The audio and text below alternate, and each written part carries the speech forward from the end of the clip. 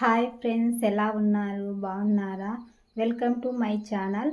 ఈరోజు నేను కలబంద పూతతోటి కర్రీ చేస్తున్నానండి. మీరు చూడండి. కావాల్సిన పదార్థాలు చూసేద్దాం రండి. కావాల్సిన పదార్థాలు: ఇది కలబంద పూత అండి. దాంట్లోకి టమోటాలు, ఉల్లిగడ్డలు, కొత్తిమీర, మెంతం కూర, కరివేపాకు, ఉల్లికాడలు, అల్లం వెల్లుల్లి పేస్టు.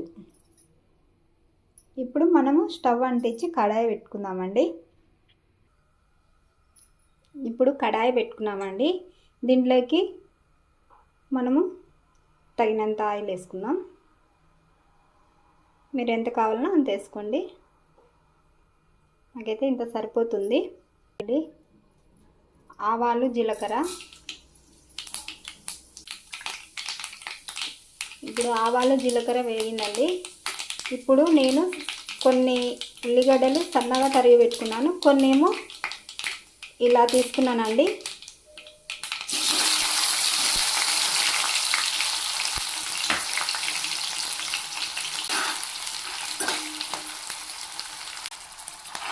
ఇలా మనము కలబంద పూతను వేద్దామండి. కలబంద పూత అండి ఈ విధంగా ఉంటుంది, చాలా బాగుంటుందండి.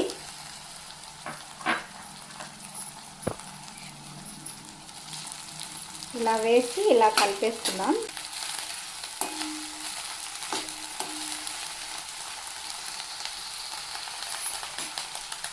ఇప్పుడు మనము మూత పెట్టేద్దామండి, కొంచెంసేపు మగ్గనిద్దాం.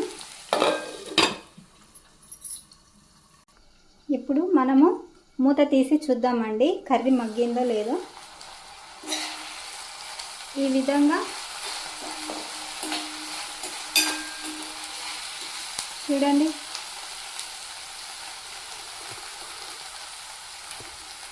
బాగా మగ్గింది. ఇప్పుడు మనము దీనికి సరిపోయేంత పసుపు, సాల్ట్, ఉల్లికాడలు, కొత్తిమీర,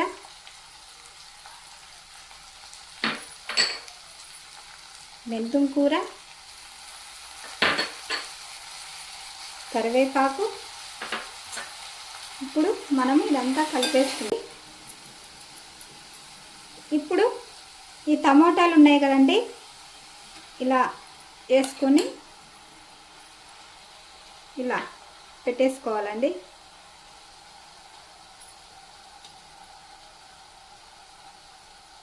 పెట్టుకున్నాక మనం కొంచెంసేపు మూత పెట్టేసుకున్నాం, కానీ సిమ్లోనే ఉడకనియాలండి. ఎప్పటికైనా సరే మంట ఎక్కువ పెట్టుకుంటే మనకేమవుతుందంటే గిన్నె మాడుతుంది. అదేవిధంగా కూర సరిగా అనేది రుచి ఉండదు. మనం చిన్న మంట మీదనే పెట్టుకున్నప్పుడే బాగా ఉంటుందండి.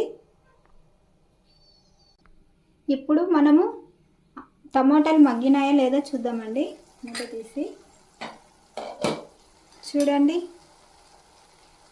ఎంత బాగా మగ్గినాయో. చూడండి వాటర్ కూడా ఎలా వస్తుందో. ఇప్పుడు మనము ఇదంతా కలిపేసుకున్నామండి. కలుపుకున్న తర్వాత ఒక స్పూన్ కారం,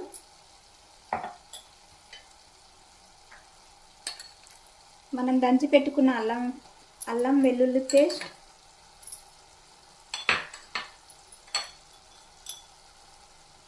ఒక స్పూన్ జీలకర్ర పొడి,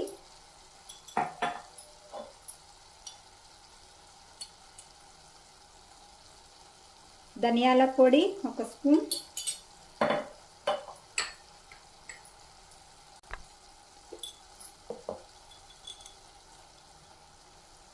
కొబ్బరి 1.5 స్పూన్ ఉన్నామండి. ఈ విధంగా కలుపుకొని ఇంకా దీంట్లో అన్నీ వేసినట్టేనండి. ఇప్పుడు మనము మూత పెట్టేసుకుందాం. దీంట్లో ఆయిల్ అంతా బయటికి రావాలండి, బాగా ఉడకాలి. మూత పెట్టేసుకుందాం. ఇప్పుడు మనము మూత తీసి చూద్దామండి.